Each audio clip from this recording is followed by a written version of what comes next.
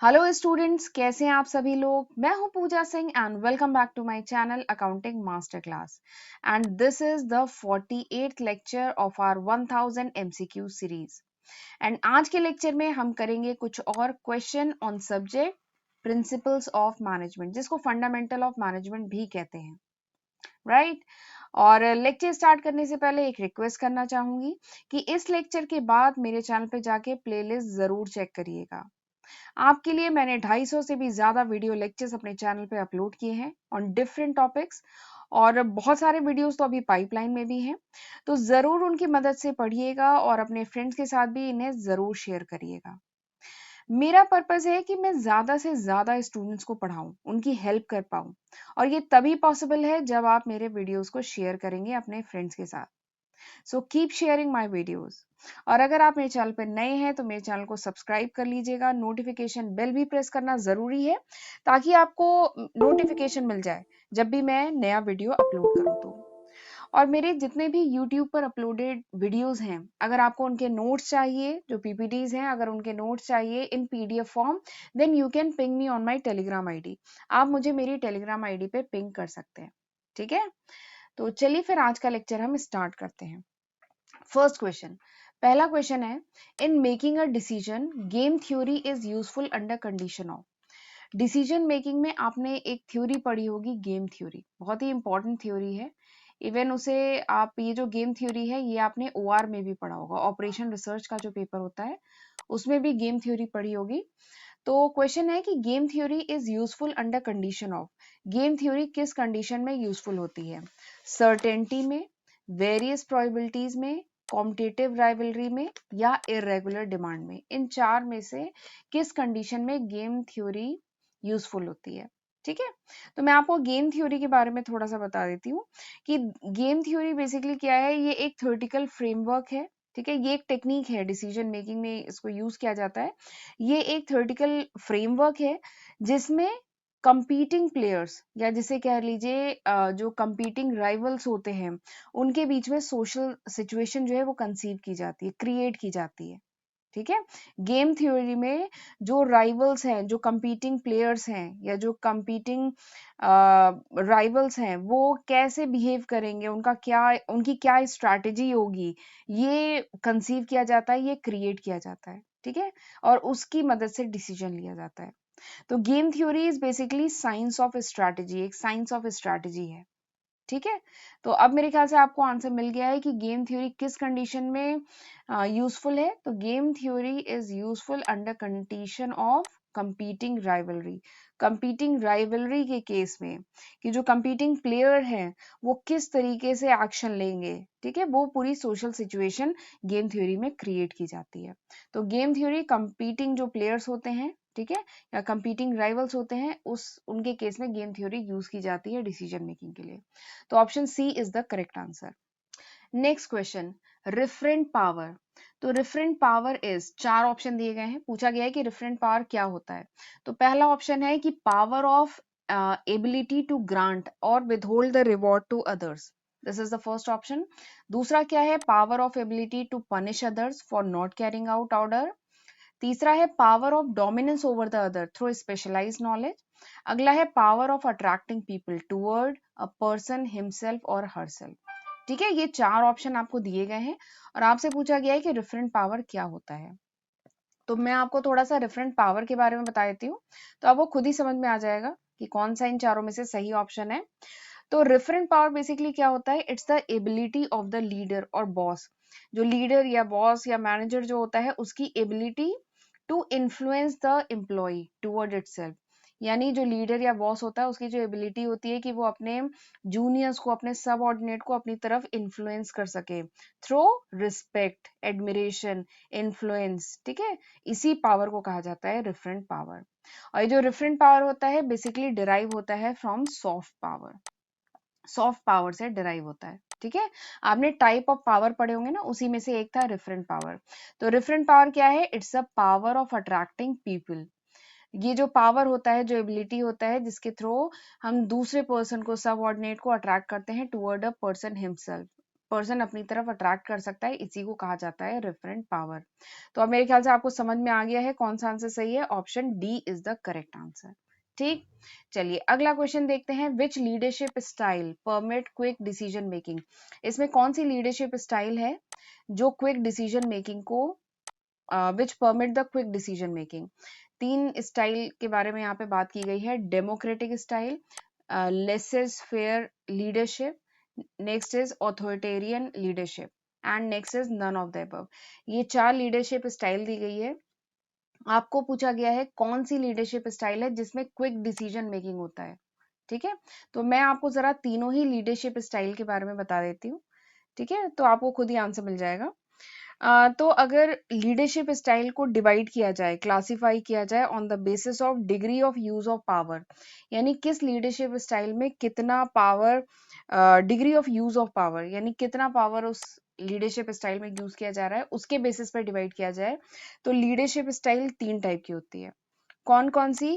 पहली है authoritarian leadership style. ठीक है, ऑथोरिटेरियन लीडरशिप स्टाइल जिसको ऑटोक्रेटिक भी कहते हैं। ऑटोक्रेटिक कह लीजिए, ऑथोरिटेरियन कह लीजिए, डायरेक्टिव कह लीजिए या मोनोथेटिक कह लीजिए। ठीक है, ये पहली लीडरशिप स्टाइल होती है। दूसरी लीडरशिप स्टाइल है जिसको हम पार्टिसिपेटिव लीडरशिप स्टाइल या डेमोक्रेटिक लीडरशिप स्टाइल या कंसल्टेटिव लीडरशिप स्टाइल या आइडियोग्राफिक लीडरशिप स्टाइल कहते हैं। ये दूसरी है। तीसरी क्या है? Free rein, free rein leadership style या जिसको लेसेस फेयर लीडरशिप स्टाइल जो यहाँ पे दी गई है, लेसेस फेयर लीडरशिप स्टाइल, ये तीसरी टाइप की है। तो अगर लीडरशिप स्टाइल को उनके degree of use of power के बेसिस पर डिवाइड करें तो तीन टाइप की होती है। अब जरा एक्चुअली पता है मैंने ये दूसरे नाम भी आपको इसलिए बता दिए हैं क्योंकि एग्जाम में जो क्वेश्चन आएंगे उसमें इनमें से कोई भी नाम यूज किया जा सकता है, तो आपको सारे ही नाम पता होना चाहिए। तो ये तीन मेन लीडरशिप स्टाइल होती है। अब मैं जरा तीनों के शॉर्ट में आपको फीचर्स बता देती हूँ, तब आपको आंसर अपने आप मिल जाएगा। सबसे पहला जो लीडरशिप स्टाइल है दैट इज ऑथोरिटेरियन या ऑटोक्रेटिक लीडरशिप स्टाइल। ठीक है, देखिए नाम से ही समझ में आ रहा है ऑथोरिटेरियन, यानी यहाँ पे जो है सारा जो डिसीजन मेकिंग पावर होता है वो मैनेजर के हाथ में होता है। यहाँ पे अथॉरिटेरियन में क्या होता है, पूरा डिसीजन मेकिंग पावर मैनेजर के हाथ में होता है और वो जैसा इंस्ट्रक्ट करता है सबऑर्डिनेट वैसा परफॉर्म करते हैं, मतलब वैसे उसे फॉलो करते हैं। यहाँ पे वन मैन शो टाइप का वर्क होता है, यानी पूरा कंट्रोल टॉप जो मैनेजर होता है उसके हाथ में होता है। ये ऑथोरिटेरियन जिसको ऑटोक्रेटिक भी कहते हैं। दूसरा क्या है? पार्टिसिपेटिव या डेमोक्रेटिक जिसे कहा जाता है। इसमें देखिए नाम से ही समझ में आ रहा है, पार्टिसिपेटिव मतलब यहाँ पे डिसीजन मेकिंग जो प्रोसेस है वो डिसेंट्रलाइज है, यानी यहाँ पे जो सबऑर्डिनेट है उनका भी पार्टिसिपेशन होता है डिसीजन मेकिंग प्रोसेस में, उनसे भी ओपिनियन ली जाती है। ये पार्टिसिपेटिव। तीसरा क्या है? फ्री रेन या जिसको लेसेस फेयर भी कहते हैं। इसमें सबऑर्डिनेट को कंप्लीट फ्रीडम दी जाती है। ठीक है, यहाँ पे जो मैनेजर होता है वो एक बार उसने पॉलिसी, जो भी प्रोग्राम है, जो भी लिमिटेशन ऑफ एक्शन है, जो भी प्रोसेस है पूरा, वो एक बार मैनेजर ने डिफाइन कर दिया। उसके बाद सारा काम सबऑर्डिनेट पे छोड़ दिया जाता है। उसके बाद सबऑर्डिनेट उन पॉलिसीज को, ठीक है, उन प्रोग्राम को, उस प्रोसेस को और जो लिमिटेशंस ऑफ एक्शन है उनको ध्यान में रख के सबऑर्डिनेट परफॉर्म करता है, वहां पर डिसीजन ले सकता है। तो वो होता है लेसेस फेयर। ठीक है, तो ये तीन लीडरशिप स्टाइल होती है। तो अब मेरे ख्याल से आप बता सकते हैं कि कौन सी लीडरशिप स्टाइल में क्विक डिसीजन मेकिंग होता है। तो जो ऑथोरिटेरियन है जिसे ऑटोक्रेटिक भी कहते हैं, यहीं पर होगा ना क्विक डिसीजन, क्योंकि यहाँ ये तो वन मैन शो है, सारा जो डिसीजन मेकिंग पावर है वो किसके हाथ में है? वो जो मेन लीडर है उसके हाथ में है। तो यहाँ पर डिसीजन मेकिंग क्विक होती है। तो option C is the correct answer. ठीक, चलिए अगला क्वेश्चन देखते हैं। अगला क्वेश्चन क्या है? Program decisions are concern with. जो प्रोग्राम डिसीजन है वो किससे रिलेटेड है? बेसिक डिसीजन से, यूनिक डिसीजन से, रिपीटेटिव एंड रूटीन डिसीजन से या नॉन रूटीन डिसीजन से? किससे रिलेटेड है? तो मैंने लास्ट लेक्चर में, लास्ट टू लास्ट लेक्चर में, इवन 46 पार्ट में शायद, वहां पे मैंने आपको टाइप ऑफ डिसीजन बताए थे। ठीक है, डिटेल में डिस्कस किया था। 5 टाइप के डिसीजन होते हैं, 5 नहीं बल्कि 10 टाइप के होते हैं। इनको 5 वेज से क्लासिफाई किया जा सकता है। पहला था स्ट्रैटेजिक एंड रूटीन डिसीजन। ठीक है, टाइप ऑफ डिसीजन के बारे में बात करें तो पहला था स्ट्रैटेजिक एंड रूटीन डिसीजन। दूसरा था programmed and non program decision. याद आ रहा है?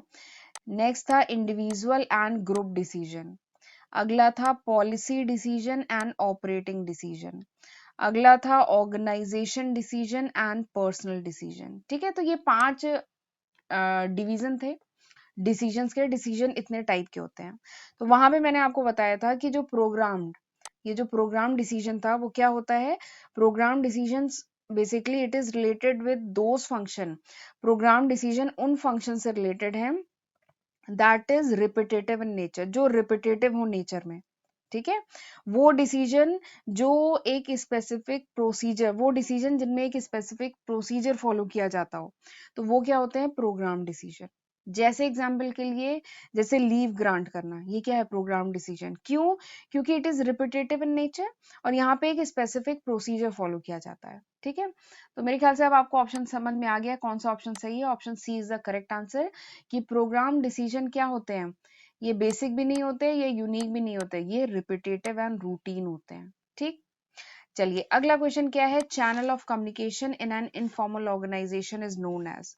जो चैनल ऑफ कम्युनिकेशन होता है इनफॉर्मल ऑर्गेनाइजेशन में, उसको क्या कहा जाता है? उसे ग्रेप पॉइंट कहा जाता है, गैंग प्लैंक कहा जाता है, अपवर्ड कम्युनिकेशन कहा जाता है, कि डाउनवर्ड कम्युनिकेशन, क्या कहा जाता है? ठीक, तो मैं जरा आपको ये चारों ऑप्शन बता देती हूँ, आप बताइएगा आंसर कौन सा है। चलिए पहले मैं गैंग प्लैंक बताती हूँ। तो ये जो वर्ड है गैंग प्लैंक, ये आपने कहाँ पे पढ़ा था? ये आपने पढ़ा था जो हेनरी फ्योल ने 14 प्रिंसिपल्स दिए थे मैनेजमेंट के। ठीक है, 14 प्रिंसिपल दिए थे ना, उसमें आपने पढ़ा होगा स्केलर चेन। स्केलर चेन पढ़ा था ना, स्केलर चेन में ही ये वर्ड यूज हुआ था गैंग प्लैंक।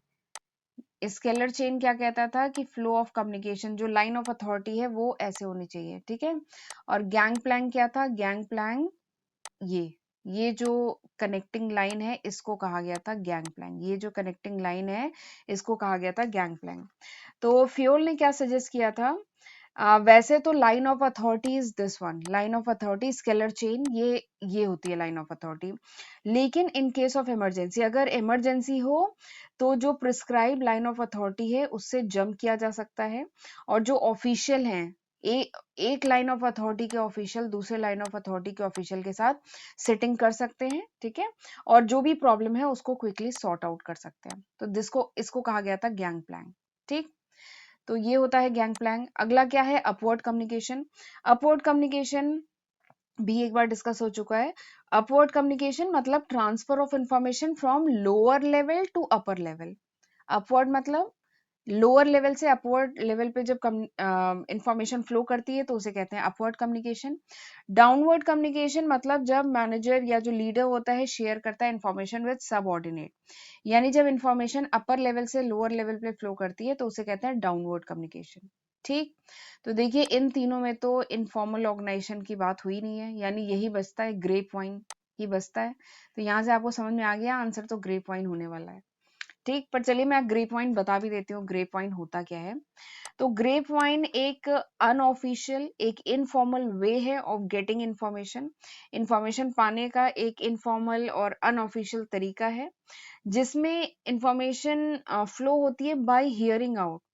ठीक है, जैसे सुनी सुनाई बात जो होती है, फ्रॉम हियरिंग आउट। ठीक है, from someone who heard it from someone else, यानी किसी ने किसी से सुना फिर उसने किसी और को बताया। ठीक है, तो इस टाइप से जब इंफॉर्मेशन फ्लो करती है ना एक अनऑफिशियल वे में, एक इनफॉर्मल वे में, तो उसको कहा जाता है ग्रेप वाइन। ठीक है, तो दिस इज ग्रेप वाइन। तो यहाँ पे channel of communication informal organisation में जब अनऑफिशियल वे से, इनफॉर्मल वे से जब इंफॉर्मेशन फ्लो करती है तो उसको कहा जाता है ग्रेप वाइन। तो option A is the correct answer. ठीक, चलिए अगला क्वेश्चन क्या है। व्हेन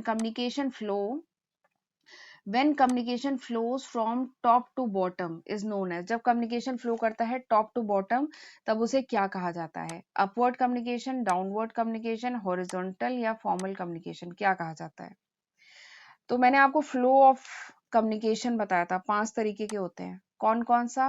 एक होता है डाउनवर्ड कम्युनिकेशन, एक होता है अपवर्ड कम्युनिकेशन, एक होता है हॉरिजॉन्टल कम्युनिकेशन, एक होता है डायगोनल कम्युनिकेशन, एक होता है एक्सटर्नल कम्युनिकेशन। तो फ्लो ऑफ कम्युनिकेशन जब हमने पढ़ा था तो हमने देखा था ये 5 टाइप के कम्युनिकेशन होते हैं, downward, upward, horizontal, diagonal and external. इन सब के बारे में मैं डिटेल में पिछले लेक्चर्स में बता चुकी हूँ, ठीक है। तो बस मैं यहाँ पे आपको आंसर बताऊंगी कि जब कम्युनिकेशन फ्लो करता है फ्रॉम टॉप टू बॉटम जब फ्लो करता है कम्युनिकेशन, तो इसको क्या कहेंगे?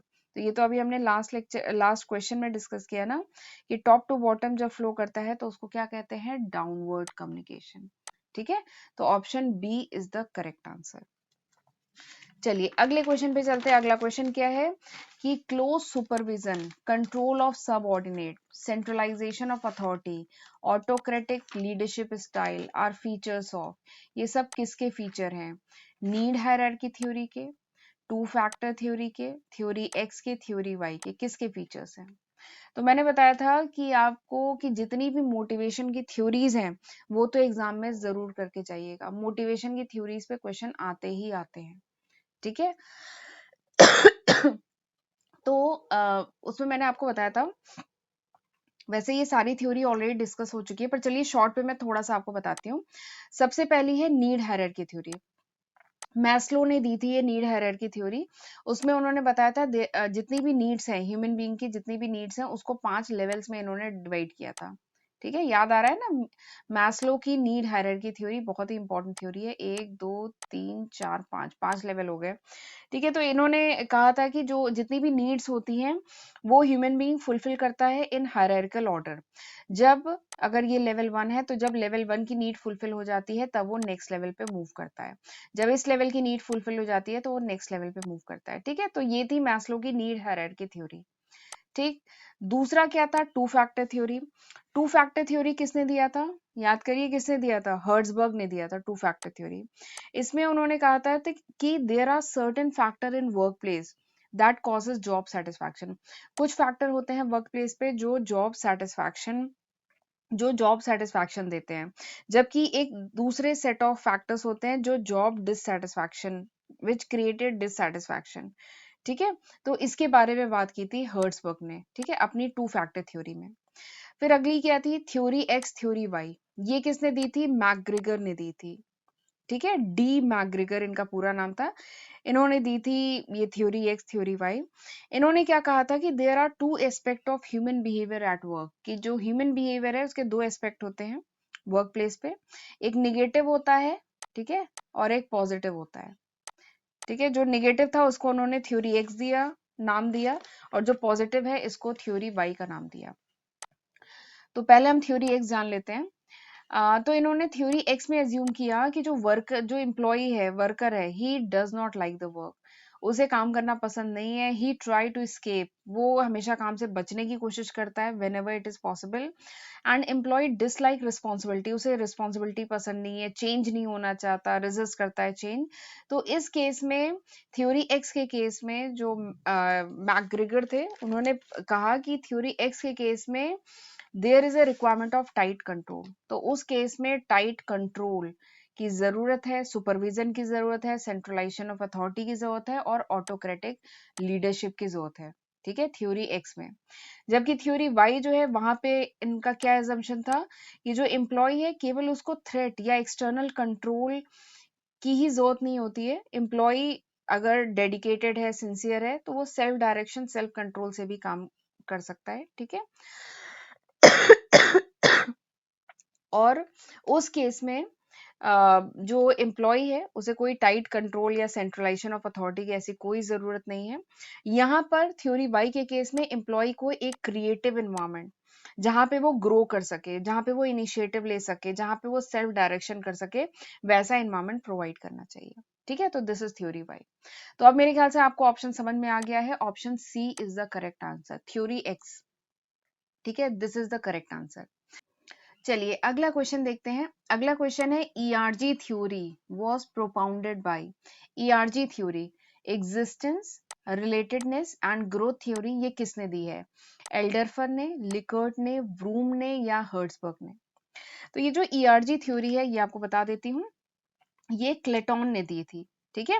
ERG theory is simply an extension of Maslow need hierarchy theory. आपने मैस्लो की नीड हायरार्की थ्योरी पढ़ी थी ना, उसी का एक्सटेंशन है ईआरजी थ्योरी।